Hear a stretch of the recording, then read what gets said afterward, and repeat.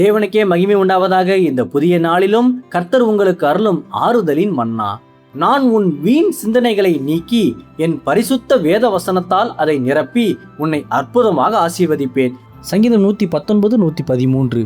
வீண் சிந்தனைகளை நான் வெறுத்து உமது வேதத்தில் பிரியப்படுகிறேன். கிறிஸ்துவுக்கு பிரியமானவர்களே, உலகத்தின் வீணான காரியங்கள் உங்கள் மனதை நெருக்கும் போது கர்த்தருடைய பரிசுத்த வேத வசனம் எப்படி உங்களை காக்கும் என்பதை தான் இன்று நாம் தியானிக்க போகிறோம். இந்த 119ஆம் சங்கீதத்தை இயற்றிய சங்கீதக்காரன் பலத்த குழப்பங்களுக்கு நடுவிலும் வீண் சிந்தனைகளை முற்றிலுமாக வெறுத்து கர்த்தருடைய பரிசுத்த வேதத்தில் தன் முழு இருதயத்தோடும் மிகவும் பிரியப்பட்டு நின்றதை நம்மால் கவனிக்க முடியும்.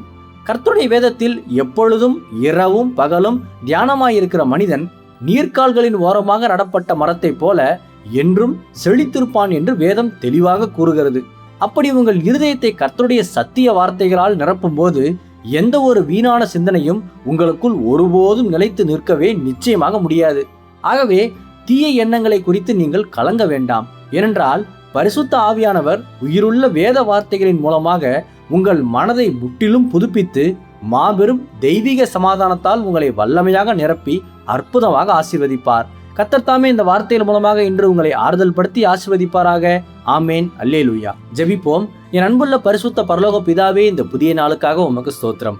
வார்த்தையின் ஆவியானவரே, இன்று என் வீண் சிந்தனைகளை முற்றிலுமாக அகற்றி உமது சத்திய வார்த்தைகளால் என் சிந்தைகளை நிரப்பி அற்புதமாக ஆசீர்வதித்தருளும்.